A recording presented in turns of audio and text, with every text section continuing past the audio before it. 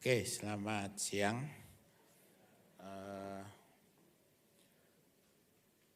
Ini udah jalan nggak ini? Oke, jadi nama saya Samuel ya.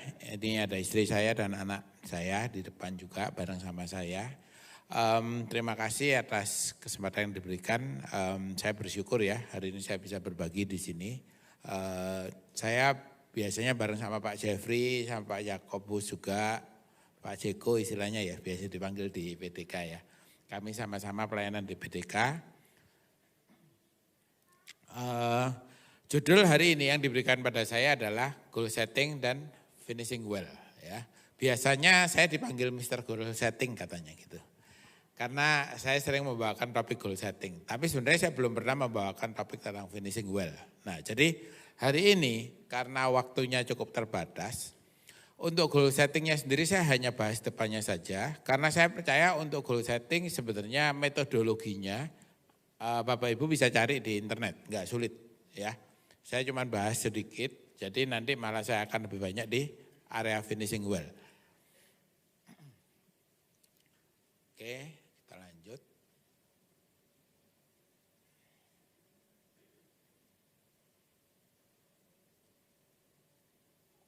Oke, jadi ini istri dan anak-anak saya, keren ya. Nah, saya bersyukur bahwa Tuhan berikan pada kita keluarga yang cukup baik, saling suportif. Saya sendiri founder dari PT Tera Data Indonesia. Itu brand dua itu adalah brand kita, Axio dan Visipro. Saya juga pengurus di Yayasan Bina Mandiri. Kemudian next. Oke, jadi untuk goal setting sendiri, coba saya mau nanya nih di sini, menurut Bapak dan Ibu goal setting itu penting apa enggak? Penting ya. Yang merasa enggak penting tolong angkat tangan. Ada yang merasa enggak penting? Buat saya kue sera-sera lebih enak gitu ya istilahnya ya. Jadi apa yang terjadi, terjadilah gitu ya. Nah kalau kita lihat ya, ini saya ambil artikel terakhir di Menzel, January Phenomenon. Jadi kalau di kalangan yang biasa dengan goal setting, ini cukup, hal seperti ini cukup sering dipakai. Jadi bulan Januari jangan daftar ke gym. Kenapa? Biasanya di bulan Januari membership gym itu mahal, nggak ada diskon. Kenapa? Kan biasa di Komsel ya toh, akhir tahun semua bikin New Year resolution ya toh. Wah saya mau kurus, saya mau six pack, saya mau ini dan segala macam. Nah makanya kalau mendaftar membership jangan bulan Januari, nggak ada diskon. Kenapa? Hampir semua orang sama seperti itu. Jadi kalau Bapak dan Ibu lihat di situ ya, 25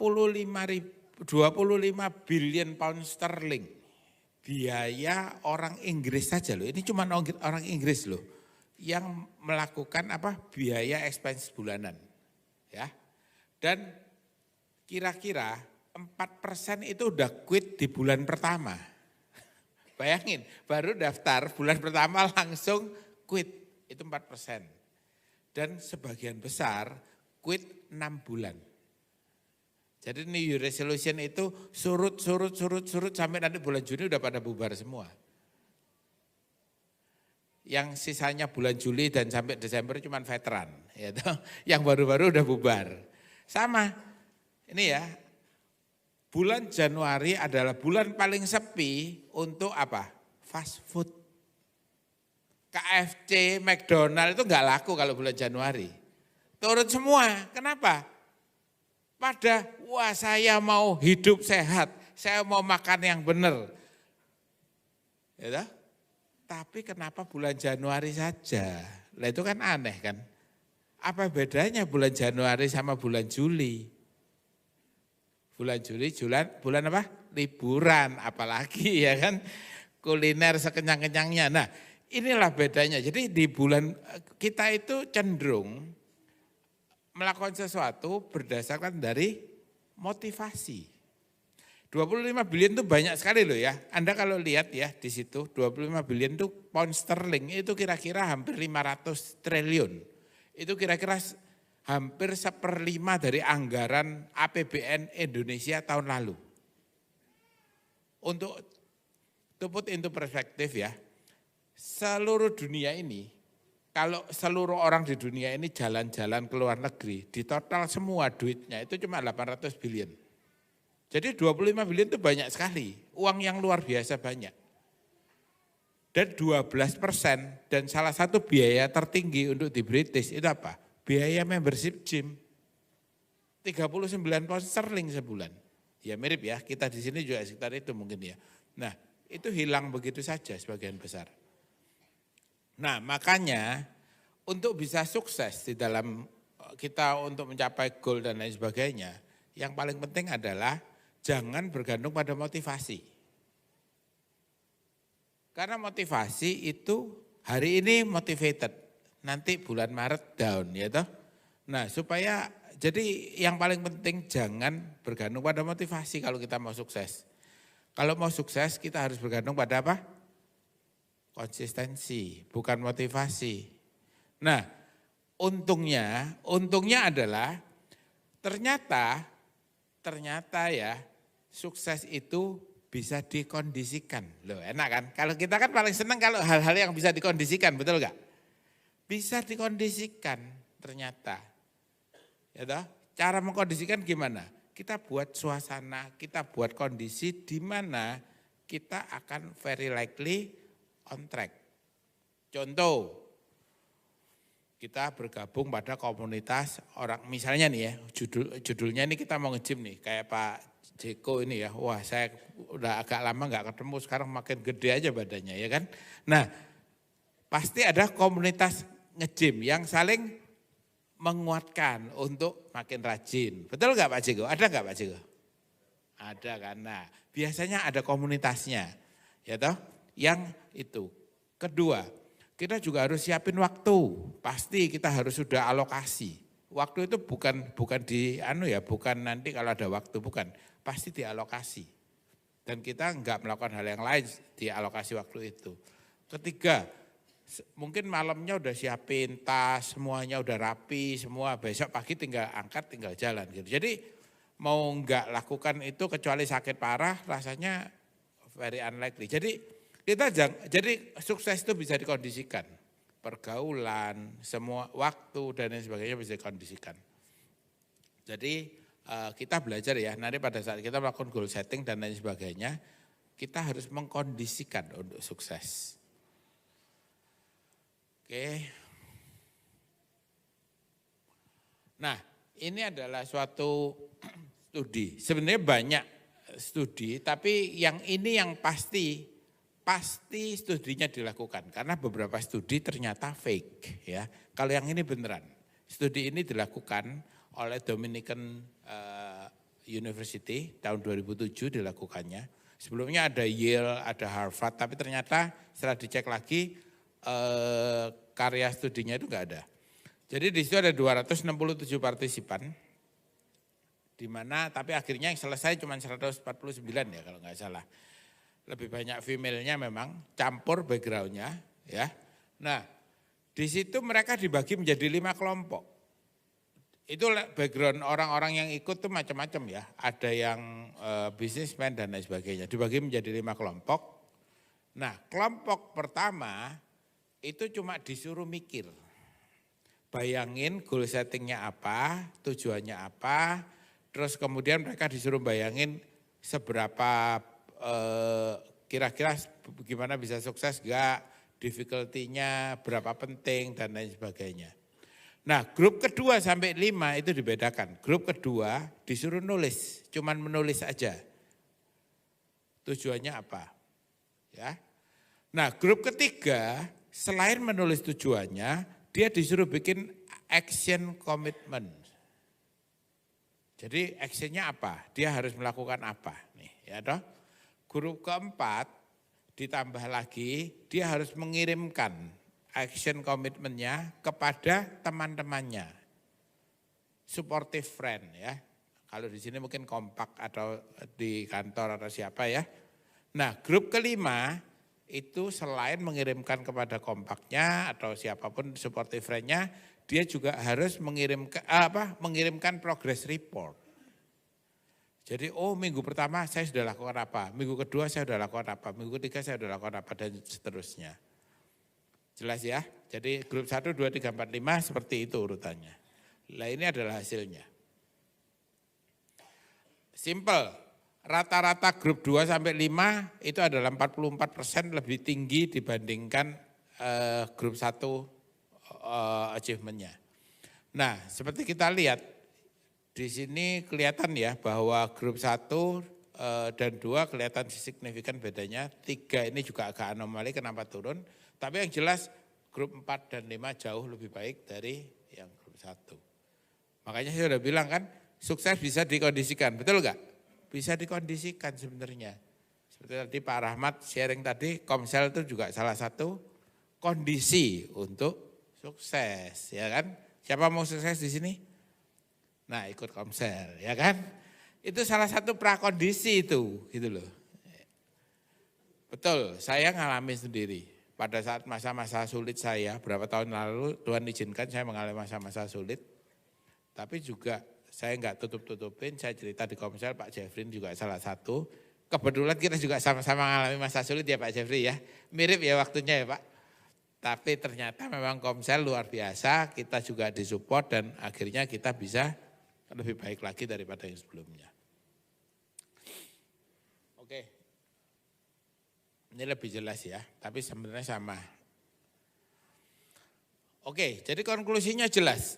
Positif efek dari accountability, akuntabilitas, di mana akuntabilitas itu adalah apa? Saya kalau bahasa Indonesianya sebenarnya pertanggungjelasan, bukan pertanggungjawaban, tapi pertanggungjelasan. Jadi bukan cuman beri pertanggungjawabkan, tapi juga dijelaskan. Gitu loh. Jadi bagaimana apa yang saya sedang lakukan itu orang lain tahu, bukan cuma sekedar tahu, tapi tahu persis progresnya, angkanya seperti apa progresnya. Nah itu yang menjadi kunci sukses, accountability, terus kemudian mengirimkan weekly report dan public commitment. Kalau banyak orang yang tahu pasti beda gitu loh istilahnya kan, daripada cuman kita saja yang tahu. Nah, kata kuncinya untuk goal setting, tulis dulu. Tulis dulu. Kalau kamu nggak punya waktu untuk nulis goalnya, kapan kamu punya waktu untuk mencapai goal itu kan nggak mungkin gitu loh. Wong nulis aja nggak punya waktu. Ya. Oke. Nah, biasanya goal setting, perangkap kegagalannya apa sih? Biasanya adalah takut gagal, pertama. Kedua, nggak ngerti prosesnya. Nah, tadi prosesnya udah diperjelas ya. Jadi selain kita bikin goal, kita harus juga bikin rencana.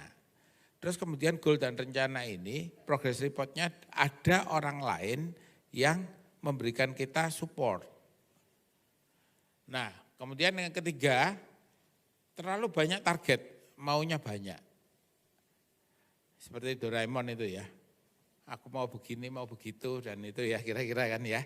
Nah jadi terlalu banyak targetnya.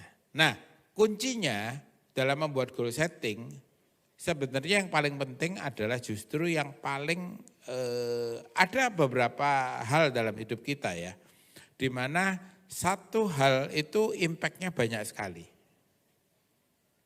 Jadi kita sebenarnya nggak perlu semuanya, tapi ada beberapa hal yang kalau itu kita lakukan, kita akan yang lain-lain akan breakthrough. Contoh ya, di dalam pekerjaan kita misalnya. Pekerjaannya adalah staff accounting misalnya. Dia targetnya, mau laporan keuangan tepat waktu, mau bikin ini, mau bikin itu, mau bikin itu. Sebenarnya nggak usah susah-susah. Sebenarnya ternyata setelah diselidiki permasalahannya adalah dia itu belum terlalu ahli menggunakan Excel. Nah sebenarnya bikin goal setting sementara ini sederhana saja. dia belajar Excel sampai dia expert, otomatis yang lain-lain, goal setting yang lain itu akan lebih mudah untuk dicapai. Betul tidak? Jadi ada beberapa hal, kadang-kadang goal setting yang sederhana sekali, lah itu akan mengubah bagaimana kita mencapai hal-hal yang lain di dalam hidup kita. Makanya, jadi kita memang mesti punya grand plan jarak jauh, tapi kita juga punya jangka pendek. Ini apa sih yang krusial sekali kita harus bereskan. Ya, oke, terus tidak bertindak, ya toh? Terlalu banyak pertimbangan, terlalu banyak analisa, ya toh? Kurang motivasi untuk berubah, ini juga banyak. Tahu kalau salah, ini banyak sekali. Tahu kalau dia harus berubah, tapi enggak berubah.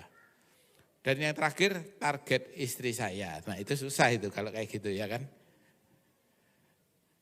Ternyata targetnya karena apa? Tetangga barusan beli mobil baru lah, itu repot itu. Kalau itu udah susah itu, nanti akhirnya yang terjadi adalah depresi. Karena kita bukan ingin mencapai goal yang kita mau, tapi kita ingin melakukan hal-hal di mana yang negatif akhirnya ya. Oke, perangkap kegagalan untuk mencapai goal. Nah, ini slide terakhir saya mengenai goal setting. Saya memang tidak membahas teknis detailnya. Sebenarnya ada bahan saya yang lain tapi enggak masalah. Nanti kalau mau lebih jelas lagi ikut PDK aja. Ya toh? Kalau enggak cari aja di internet ya, banyak sekali. Bahkan sampai template-nya, sampai ininya semuanya ada. Kalau nanti itu mungkin bisa tanya Pak Jeko atau mungkin Jabri ke saya juga silakan. Karena saya enggak punya waktu untuk menjelaskan goal setting lebih detail lagi. Nah saya akan lanjut ke yang finishing goal. Oke, sebentar saya jelasin dikit ya. Jadi yang pasti harus spesifik, harus bisa diukur, bisa dicapai, realistis. Realistis itu waktunya realistis, sumber dayanya semua realistis, dan itu waktunya juga jelas kapan. Nah, dalam membuat goal, kuncinya adalah kadang-kadang kita harus keluar dari zona nyaman. Jadi jangan membuat goalnya itu yang kalau saya melakukan persis seperti apa yang saya lakukan sekarang pasti bisa tercapai. Itu namanya bukan goal setting ya. Kalau goal setting itu harus sesuatu yang dalam tanda kutip ada audacity, ada apa ya, sesuatu yang agak di luar yang kita sudah capai selama ini gitu loh. Orang kalau fitness, kalau bebannya nggak nambah-nambah, ya kan nggak tambah besar kan istilahnya gitu. Sama dalam hal tubuh kita ini, Tuhan udah ciptakan kita itu sebenarnya kayak karet tuh bisa di stretching sebenarnya panjang sekali. Cuman seringnya kita stretchingnya cuman sedikit-sedikit saja gitu loh. Nah dalam membuat goal setting kita harus stretch lebih jauh daripada yang biasanya kita sudah lakukan. Kita harus ada breakthrough dalam hal itu. Ya, oke. Untuk finishing well, saya ambil definisi dari National Association of Evangelicals, karena menurut saya ini salah satu yang terbaik ya.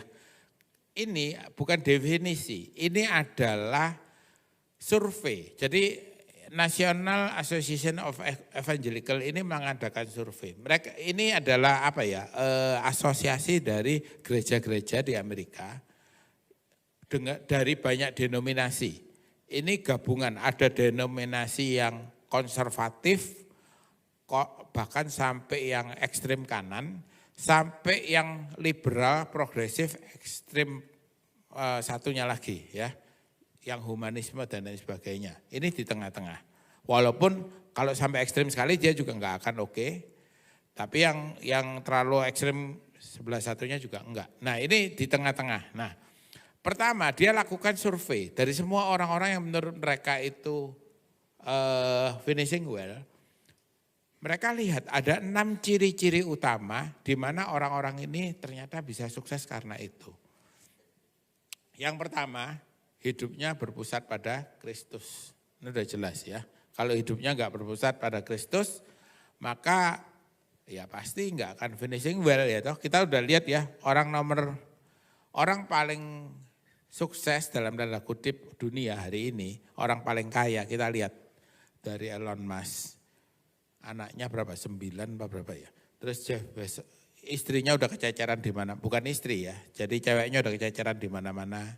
Terus Jeff Bezos, beneran kececeran di mana-mana. Jeff Bezos cerai, kemudian sekarang udah nggak jelas lagi sama siapa. Kayak begitulah kehidupan orang-orang nomor 1 sekarang di dunia. Nah, kalau apakah itu akan finishing well? Apakah itu menjadi orang paling kaya di dunia itu yang disebut finishing well? Nah, saya nggak mengambil itu ya. Kita lihat sekarang kalau mereka nggak dalam Tuhan, udah pasti mereka akan mengalami kekecewaan di akhir hidupnya. Dan ya pasti karena mereka mengejar sesuatu seperti hamster wheel ya istilahnya ya.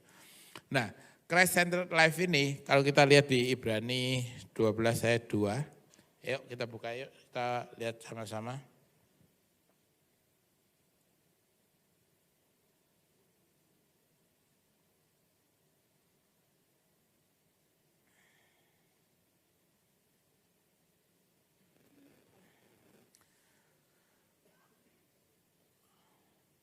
Kita sama-sama baca ya, Ibrani 12 ayat 2. Marilah kita melakukannya dengan mata yang tertuju kepada Yesus yang memimpin kita dalam iman dan yang membawa iman kita itu kepada kesempurnaan.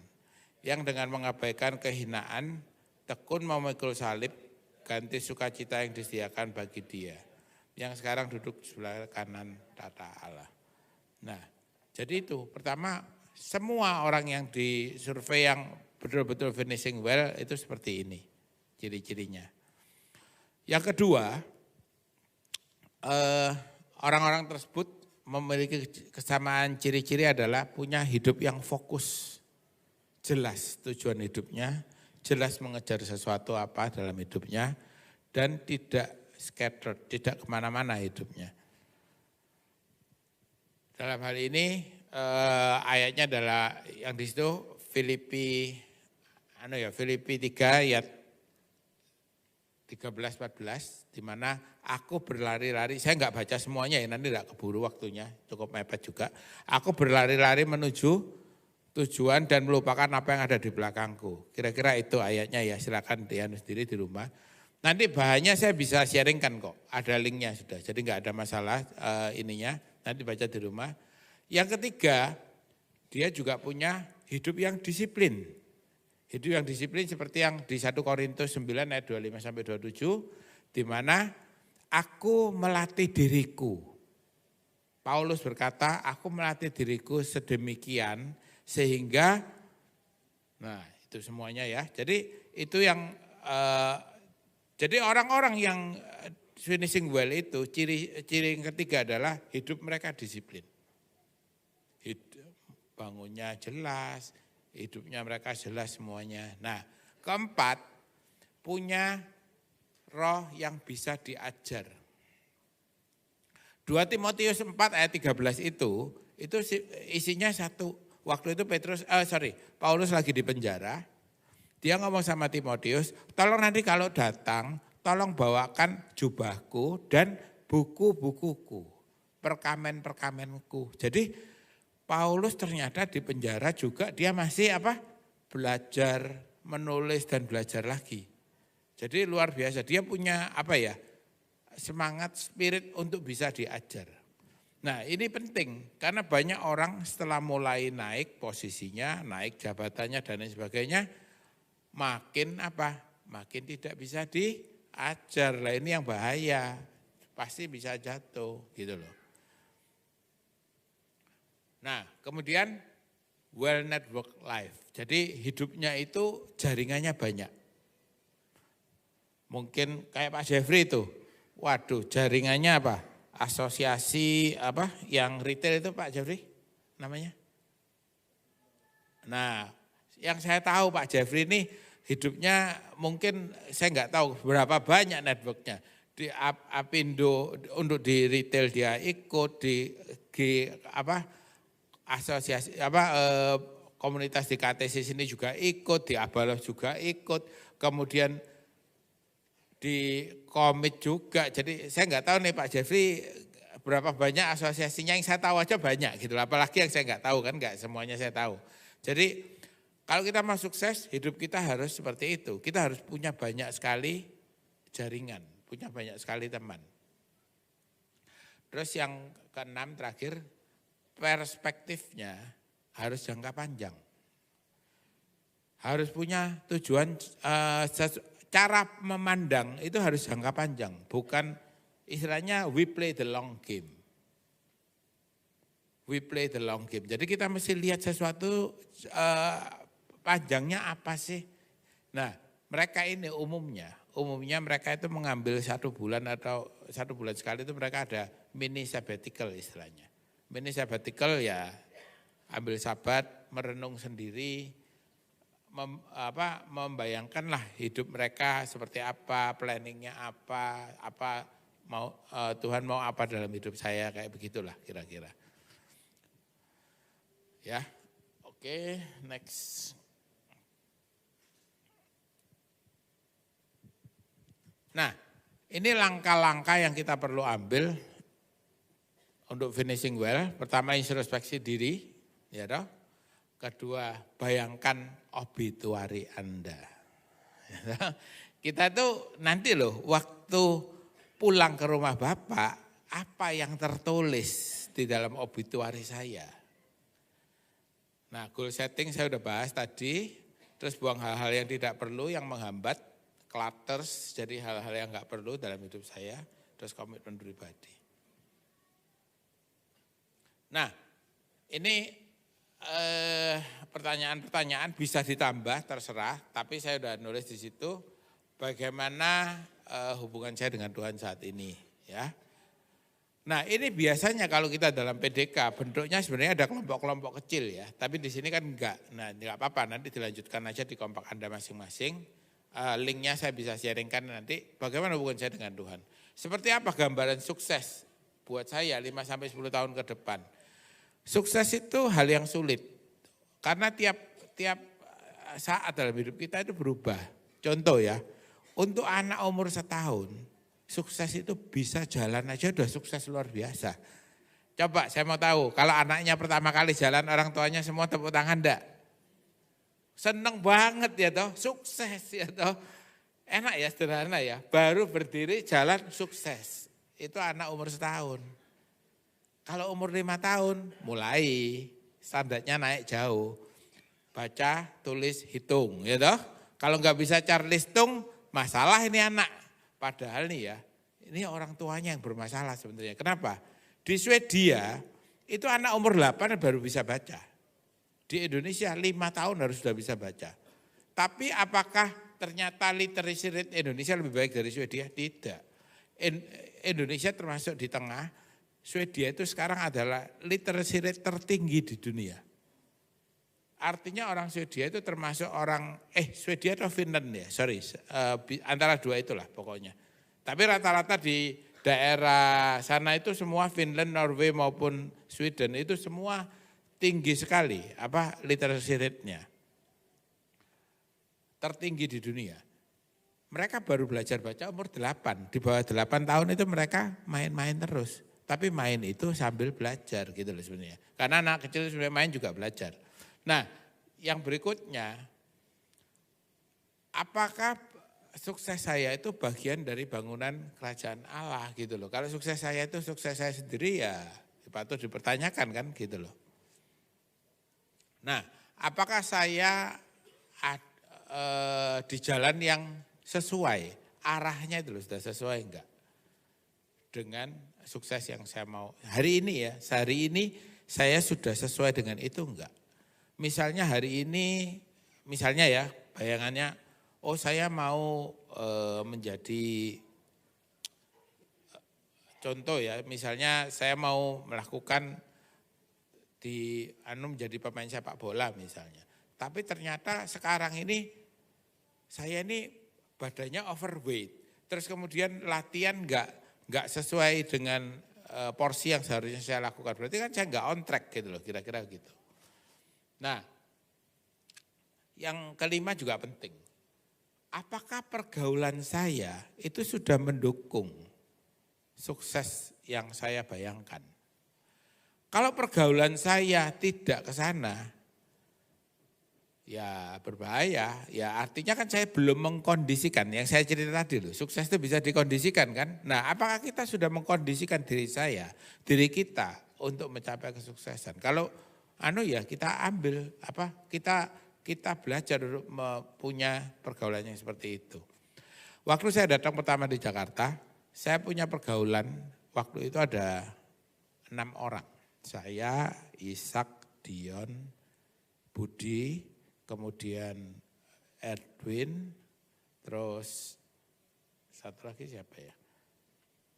Nah semua teman-teman saya itu waktu baru datang dari Surabaya, kita kumpul hampir tiap hari, mabuk-mabukan, ndak karuan, ya toh, karena baru pertama ke sini kan, terus wah di sini gimana gitu. Nah terus saya bertobat. Pada saat saya bertobat, saya injilin mereka satu-satu. Saya injilin mereka satu-satu. Ya lumayan tanggapan saya, sekarang mereka semua jadi PKS ya toh, enggak not bad juga kan istilahnya ya. Nah sekarang mereka semua jadi PKS, mereka semua jadi pengusaha juga. Dari 6 orang itu semuanya menjadi PKS dan semuanya menjadi pengusaha. Jadi pergaulan ya kalau kita enggak, ya kita bisa mempengaruhi juga pergaulan kita juga makanya itu kita ada dalam pergaulan yang mendorong kita untuk jadi sukses apa tidak. Nah itu ya, berapa banyak waktu saya yang saya pakai untuk hal yang enggak benar. Contohnya sosial media. Sosial media ini bahaya sekali.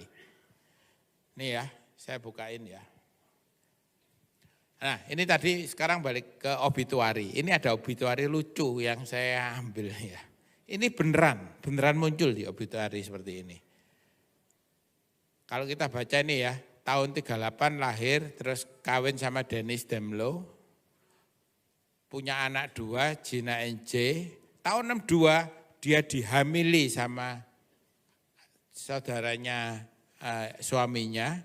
Istilahnya bukan loh dihamili ya Pak istilahnya. Ini kasar sekali gitu loh. Terus kemudian dia mengabaikan anak-anaknya dan kabur. Kemudian anak-anaknya dibesarkan oleh kakeknya. Dia meninggal tahun 2018 di Springfield dan sekarang menghadapi penghakiman ya tuh, lihat tuh. Terus kemudian apa?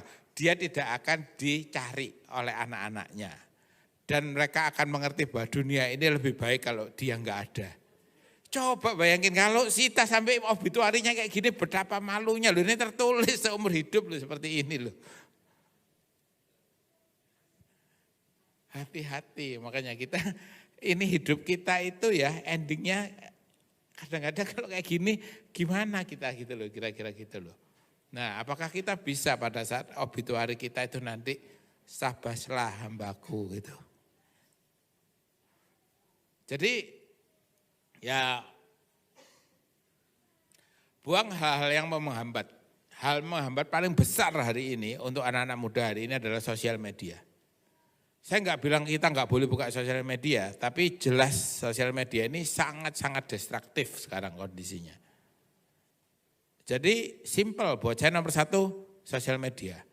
Kedua introspeksi hal-hal lain di mana doa, daya dan dana kita untuk pekerjaan Tuhan itu terhambat di area mana saja sih.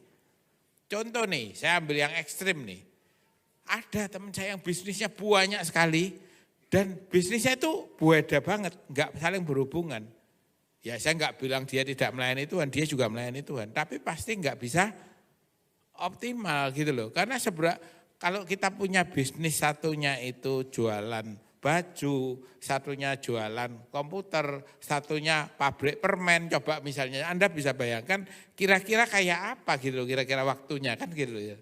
Nah terus hobi dan aktivitas yang memakan waktu dan pikiran sampai membuat kita tidak bisa menginvestasikan 3D tadi ya, doa, daya, dan dana untuk pekerjaan Tuhan. Yang terakhir juga bisa juga aset-aset lain. Loh ada orang yang suka beli tanah, beli rumah, beli itu. Ini buat orang yang ini ya, yang mungkin sudah agak lebih established dan itu kelihatannya oke kan? Oke. Tapi coba bayangin, kalau nanti rumahnya bocor, mesti beresin, terus mesti bayar mesti ngurusin ini. Kalau terlalu banyak hal yang kita ndak bisa optimal, saya sarankan sih dilikuidasi aja. dibikin liquid. Loh, saya nggak bilang kita nggak boleh bisnis, nggak apa-apa. Tapi yang bisnis yang relatively kita bisa manage dengan baik, kita bisa fokus, dan yang sisanya yang lain, kalau kita emang itu ya masukkan dalam investasi-investasi yang lebih liquid, yang lebih mudah untuk dikonsolidasi sehingga nggak memakan waktu kita, hidup kita akan jauh lebih berkualitas. Kita akan punya waktu lebih berkualitas, hidup yang lebih berkualitas. Oke, waktu saya udah berhabis, saya minta sedikit ini ya, extension boleh enggak ya? Nah, jadi ini social media impact ke Gen Z dan millennials. Secara survei, impact-nya lebih besar hampir 2 kali lipat kepada wanita. Jadi hati-hati wanita, sosial media impact-nya luar biasa besar dan ini sudah hasil surveinya hampir 2 kali lipat lebih besar impact-nya terhadap wanita.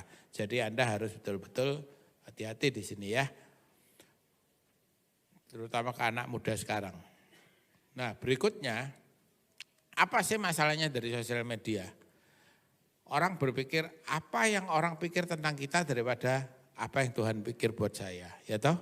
Terus merasa nggak cukup dalam hidupnya, kurang cakep, kurang gagah, kurang six pack, kurang ini, kurang itu. Padahal behind the scene enggak gitu ya kan aslinya kan. Padahal kelihatannya bagus di sosial media, padahal di belakang itu untuk bikin shoot kayak gitu setengah mati gitu kan kira-kira. Nah itu yang enggak kepikir. Fear of missing out, cyberbullying. Nah yang saya langsung ke terakhir, less methodological way of thinking.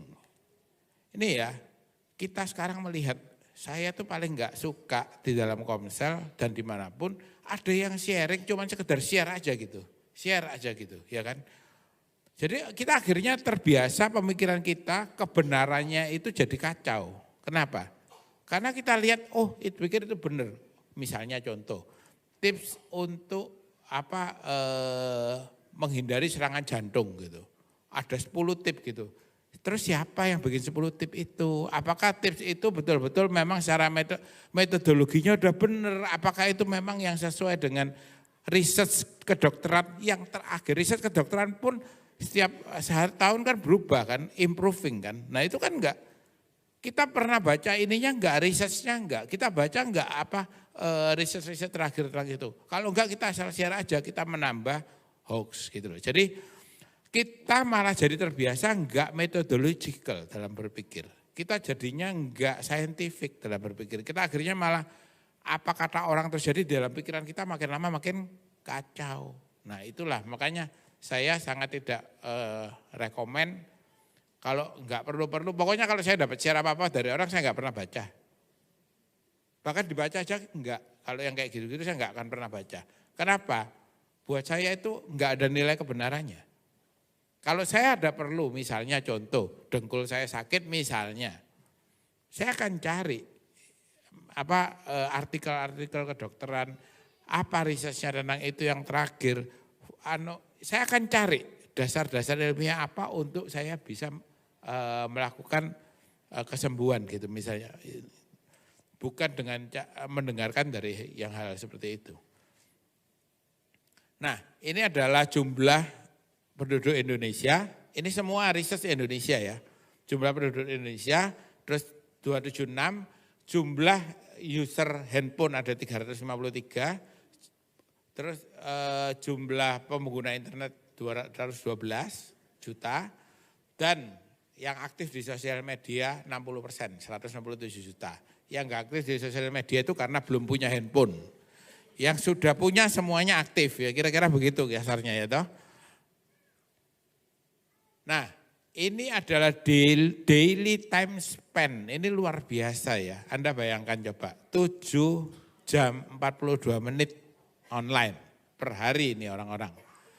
Dan nah per hari itu di sosial media naik. Ini lihat angka-angkanya yang naik nih ya, sosial media, kemudian TV, semuanya yang content consumption yang naik. Tapi coba yang turun, baca itu turun, baca media seperti berita itu turun, baca buku juga turun. Jadi kita akan tersedot makin banyak kepada hal-hal yang makin enggak jelas gitu loh maksudnya gitu loh. Bagaimana kita bisa mengkondisikan untuk sukses gitu loh, kan nggak mungkin. Itu per hari ya segitu. Nah sekarang kita lihat per bulan, lebih ngeri lagi. YouTube 26 jam, TikTok 29 jam sebulan, 15 jam untuk Instagram dan 14 jam untuk ini. Anda bayangkan ini kalau dihitung 4 hari 4 malam sebulan. Jadi WhatsApp saya nggak hitung ya, yang sebelahnya itu dari YouTube sampai sana itu 4 hari 4 malam coba bayangkan. Jadi Anda hampir 4 jam sehari, saya nggak bilang siapa, mungkin di sini nggak ada, tapi saya yakin juga ini ya. Nah 4 itu artinya kita hampir 4 jam sehari kita pakai untuk sosial media. 4 jam sehari itu mungkin 2 jam saat kerja, 2 jam saat di luar jam kerja. Itu kan gila gitu loh, korupsi waktu yang luar biasa sebenarnya gitu loh. Nah makanya saya bilang tadi, buanglah. Saya udah bilang sama anak-anak saya tak suruh hapus dulu, aplikasinya dari handphone saya suruh hapus semua dulu. Sudah beberapa minggu lalu. Nah oke ya, jadi sosial media single biggest factor kalau menurut saya hari ini. Nah saya ambil contoh terakhir ini Billy Graham ya. Billy Graham ini adalah orang yang menurut saya finishing well secara luar biasa. Tahun 16 dia bertobat. Dari kecil suka cerita Tarzan, gelantongan di pohon sambil teriak-teriak kayak Tarzan gitu, kata ini ceritanya ya. Nah tahun 36 dia tahun 34 dia masuk college, terus kemudian drop out, kemudian pindah ke sekolah teologi tahun 37. Kenapa? Waktu dia drop out itu papanya ngomong, udah kamu sekolah Alkitab aja, dulu waktu kamu teriak-teriak Tarzan itu, saya rasa papa yakinlah kamu bisa menjadi berkat buat orang, kamu bisa menjadi pengkhotbah yang bagus melalui suara kamu. Jadi papanya ternyata profetis juga. Papanya adalah Billy Graham yang pertama, yang satu. Kemudian tahun 37 dia masuk ke sekolah teologi. Kemudian dia, ini coba lihat nih, ini yang luar biasa. Dia tiap hari kalau nganggur, latihan khotbah. Latihan khotbah di danau. Audiensnya siapa? Burung dan buaya katanya gitu. Nah, dia latih tiap hari, makanya dia jadi jago. Kenapa? Dilatih, dia latih terus. Terus kemudian tahun 40 dia sekolah lanjutan antropologi. Jadi dia enggak cuma sekolah pendeta, tapi dia sekolah antropologi juga. Makanya dia mengerti tentang manusia. Antropologi kan belajar tentang manusia, luar biasa. Terus kemudian dia jadi sales sikat gigi. Lah kemudian tahun 43 dia mulai pelayanan di radio. Dia punya slogan gampang.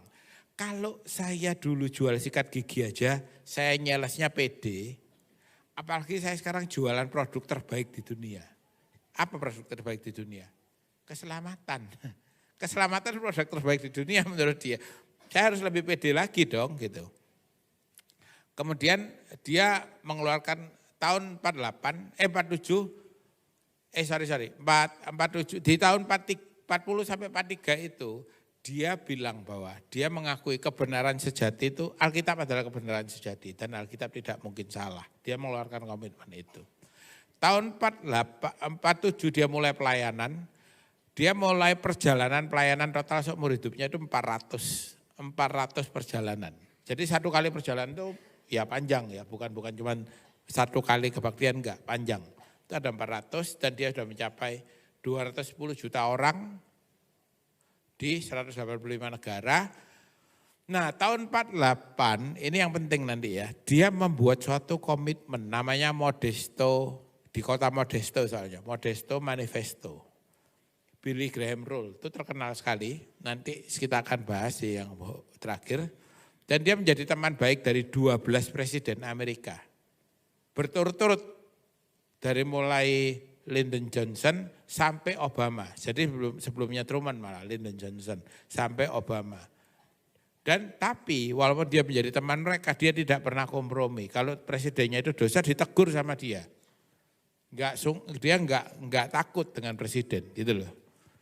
Nah, terus kemudian dia juga diundang khotbah di Soviet dan waktu Soviet masih Gorbachev kalau nggak salah. Sama di North Korea, diundang sama Kim Il Sung oleh gerejanya negara itu. Luar biasa kan.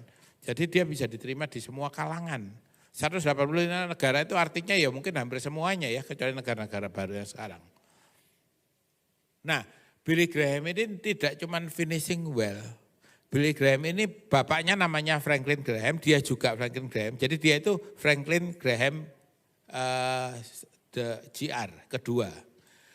Anaknya dia Franklin Graham III itu juga pendeta. Terus anaknya jadi cucunya itu juga pendeta. Terus Franklin Graham IV cicitnya dia juga pendeta. Sekarang Franklin Graham V, nama panggilannya Queen, juga pendeta. Anda kalau tahu, sepanjang hidupnya Billy Graham ini bukan gak ada musuh loh, musuhnya banyak sekali. Karena apa? Banyak orang iri kan, banyak orang gak suka sama dia. Tapi dicari kesalahannya Billy Graham itu tidak pernah ada. Tidak pernah ada kesalahan Billy Graham yang fatal. Kenapa? Nah ini sebabnya. Ini komitmen Billy Graham. Jadi tahun 1948 dia kumpulkan semua, ini slide terakhir, semua pendeta dia kumpulkan. Kemudian dia tanya, apa sih masalah-masalah utama di dalam kitab pelayanan ke depan ini nanti? Ada 4. Yang pertama adalah uang. Jadi dalam hal uang dia ambil komitmen bahwa dia hanya akan mengambil gaji. Jadi Billy Graham itu mirip sama kita di Abalov ya. Mereka konsepnya pakai gaji. Bukan persembahan kasih diambil semua. Karena dia bilang untuk dapat persembahan kasih itu gampang sekali, bisa banyak sekali. Billy Graham ini adalah orang yang sangat berkarisma. Tingginya 6 feet 2, 190 cm kira-kira ya toh. Ganteng, istrinya juga cakep ya toh. Ya pasti banyak lah yang mau sama dia, ngasih dia. Nah, masalah uang dia betul-betul gajinya sampai puluhan tahun setelah itu gaji Billy Graham itu naiknya juga normal saja. Billy Graham sampai tahun kalau nggak salah tahun 80-an dicek gajinya itu baru $39.000 setahun loh. Tapi di tahun yang sama Billy Graham itu memberikan pada gereja berapa? $600.000. Kok bisa? Royalti dari buku segala macam dia kasih. Hidupnya sederhana, padahal dengan dia adalah sebenarnya kayak pausnya orang Kristen ya toh. Luar biasa, gajinya biasa, tapi dia semuanya dia komit. Jadi masalah keuangan dia udah amankan dulu. Masalah kedua masalah apa? Wanita. Jadi harta tahta wanita kan. Nah masalah kedua wanita dia juga langsung address. Simple. Dia bilang, saya tidak akan pernah pergi bertemu atau makan di luar bersama wanita lain tanpa ada istri saya. Berdua aja enggak akan. Simple gitu loh, simple sekali ya. Kalau lihat fotonya Billy Graham muda ya pasti banyak lah cewek yang mau makanya. Nah itulah dia langsung bikin pagar yang jelas. Yang ketiga masalahnya apa? Komitmen terhadap gereja lokal. Karena kalau dia udah terkenal, maka gereja lokal itu kan bakal akan bisa masalah sama dia, bermusuhan kan. Nah dia komitmennya apa? Setiap pelayan, dia tidak akan pernah mengkonfrontasi pendeta lokal secara terbuka. Enggak akan pernah. Kalau tertutup ngasih nasihat oke, tapi terbuka di publik itu enggak akan. Dan dia setiap pelayanan orang yang bertobat dia kirimkan pada gereja lokal. Makanya dia disukai banget sama gereja lokal juga gitu loh. Jadi dia udah punya spirit tubuh Kristus yang luar biasa. Dan ini semua tertulis ya, tertulis Modesto Manifesto ini. Dan yang terakhir, keempat, publisitas. Masalah yang membuat orang bisa jatuh adalah publisitas. Maka dia tidak mau mengeluarkan publisitas yang tidak benar dan segala macam. Integritas di dalam publisitas, kayak misalnya sebagai pendeta yang datang sekali pernah mungkin 10.000, tapi biasanya 7.000, dia ngomongnya jemaatnya 10.000 terus gitu misalnya gitu loh. Nah itu juga harus integritasnya harus jelas gitu loh. Dia bilang, kalau enggak kita akan jatuh dalam hal publisitas. Nah, simple ya. Ini kalau kita lihat, Billy Graham ini tahu persis masalahnya, tahu persis kira-kira peluang-peluang terjadi, saya jatuh di mana, dia langsung blok semua. Ini apa dia artinya? Mengkondisikan sukses. Jadi akhirnya apa? Sampai akhir hidupnya dia hidup mulai tahun 1918 sampai 2018. Hampir 100 tahun. Tapi dia terus upright. Dia tidak pernah jatuh. Kenapa tidak pernah jatuh? Karena dia udah semua dipagerin. Yang membuat dia bisa jatuh itu sudah diiniin. Dan bukan cuma finishing well yang luar biasa sampai cucunya sekarang itu dalam Tuhan. Gerakan Graham juga masih ada. Nah itulah. Jadi apakah kita semua di sini mau ambil komitmen seperti Billy Graham? Kalau kita mau finishing well, ya kita harus punya. Kita yang tahu nih kelemahan saya apa, ininya saya apa. Bikin komitmen seperti Billy Graham. Bikin tujuan hidup yang jelas. Fokus yang jelas. Nah itu aja sih ya. Punya teman-teman yang mendorong kita. Terima kasih. Oke, let's finish what Christ has done for us. Amin. Oke, saya serahkan.